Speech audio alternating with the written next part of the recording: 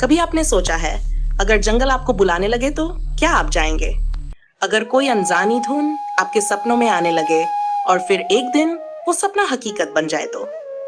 उत्तराखंड की पहाड़ियों में बसा एक छोटा सा गांव, जहां एक लड़की फूलों की माला बेचती थी। लेकिन एक दिन उसी जंगल ने उसे हमेशा के लिए अपना बना लिया। तो चलिए दोस्तों, आज की इस रहस्यमयी कहानी में कदम रखते हैं। लेकिन उससे पहले, अगर आप हमारे चैनल पर नए हैं तो चैनल को सब्सक्राइब जरूर करें, वीडियो को लाइक करें और इस कहानी को अपने दोस्तों के साथ शेयर करना बिल्कुल मत भूलिए, क्योंकि आज की कहानी सिर्फ डर की नहीं, बल्कि एक ऐसे रहस्य की है जो आज भी उन पहाड़ों में गूंजता है।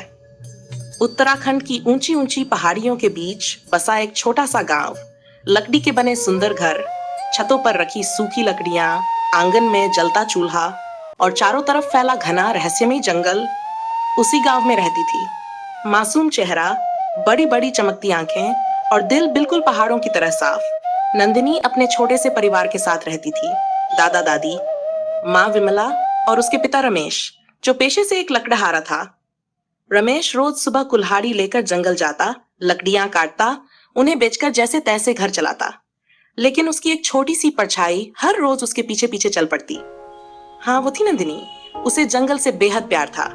वो तितलियों से बातें करती, जंगली फूलों से दोस्ती करती और उन फूलों की ऐसी सुंदर मालाएं बनाती कि पूरे गांव में उसकी माला सबसे महंगी बिकती। उन मालाओं में एक अजीब सी खुशबू होती, मानो जंगल खुद उनमें बस गया हो। हर शाम घर के बाहर आग जलती, सब मिलकर खाना खाते और फिर खुले आसमान के नीचे खाट बिछाकर सो जाते। लेकिन उस रात विमला कुछ परेशान थी। रमेश ने पूछा, भागीवान, क्या बात है? इतनी चुप क्यों हो? विमला धीमी आवाज में बोली, गांव में बात चल रही है। जंगल में अनोखी शक्तियां रहती हैं जो लड़कियों को अपना निशाना बनाती हैं। मुझे डर लगता है नंदिनी रोज तुम्हारे पीछे जाती है। नंदिनी हंस पड़ी। अरे माँ, लोग जलते हैं मुझसे, मेरी माला सबसे महंगी बिकती है ना। रमेश भी मुस्कुरा दिया। जो भी होगा, बाप बेटी मिलकर निपट लेंगे। सब सो गए, लेकिन उस रात नंदिनी ने एक अजीब सपना देखा।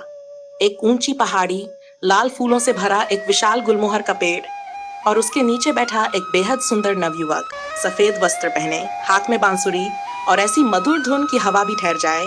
नंदिनी सपने में उसके पास भागी। जैसे ही पूछा, कौन हो तुम? अचानक, नंदिनी उठ जा, माँ की आवाज से सपना टूट गया। सुबह फिर वो जंगल गई, लेकिन आज फूलों के पीछे पीछे चलते चलते वो बहुत दूर निकल गई, इतनी दूर जहाँ पहले कभी नहीं गई थी। और फिर उसकी सांसें रुक गईं। वही जगह, वही गुलमोहर का पेड़ और वही बांसुरी बजाता युवक। उसने मुस्कुराकर कहा, तुम मुझे ढूंढती हुई आई हो या मैं तुम्हें बुला लाया? नंदिनी की धड़कन तेज हो गई। मैंने तुम्हें सपने में देखा था, वो बोला।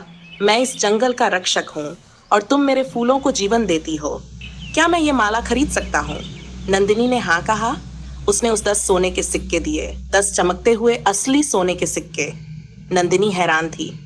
तुम रहते कहाँ हो? वो मुस्कुराया। जहां दिन कभी खत्म नहीं होता। इधर शाम ढल गई।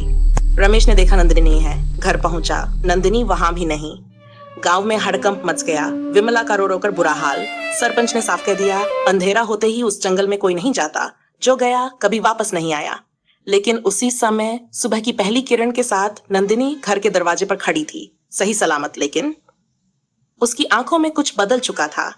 वो अलग सी चमक रही थी। उसने सारी बात बताई, सिक्के दिखाए। गांव वाले दंग रह गए। सरपंच का चेहरा पीला पड़ गया। दादी बुदबुदाई, ये जंगल का रक्षक नहीं, जंगल का स्वामी है। उस रात नंदिनी को फिर वही बांसुरी सुनाई दी, लेकिन इस बार धुन में एक अजीब सी पुकार थी। और अगले दिन नंदिनी फिर जंगल चली गई, लेकिन इस बार वो वापस आई ही नहीं। गांव वालों ने कई दिन इंतजार किया। रमेश पागलों की तरह जंगल के किनारे भटकता रहा, लेकिन जंगल के भीतर कदम रखने की हिम्मत किसी में नहीं थी। कुछ दिनों बाद जंगल के पास गुलमोहर के पेड़ के नीचे लोगों ने देखा, फूलों की ढेर सारी मालाएं रखी थीं और उनके पास पड़े थे सैकड़ों सोने के सिक्के। लेकिन नंदिनी कहीं नहीं थी। कहते हैं आज भी जब पहाड़ों में हवा चलती है तो बांसुरी की मधुर धुन सुनाई देती है और गुलमोहर के पेड़ के नीचे एक सफेद साया दिखाई देता है, जिसके पास बैठी होती है एक लड़की, फूलों की माला बनाते हुए, चेहरे पर अजीब सी शांति के साथ। तो दोस्तों, आपको क्या लगता है, वो बांसुरी वाला युवक कौन था? क्या वो सच में जंगल का रक्षक था या कोई ऐसी शक्ति जो मासूमियत को अपने साथ ले जाती है? और क्या नंदिनी सच में खुश है या वो किसी जादुई बंधन में कैद है?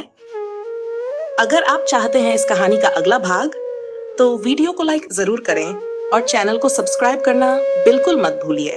कमेंट में बताइए, आपके हिसाब से आगे क्या होगा? क्या रमेश अपनी बेटी को वापस ला पाएगा या जंगल अपनी रहस्यमयी दुनिया में उसे हमेशा के लिए छुपा चुका है? मिलते हैं अगली कहानी में।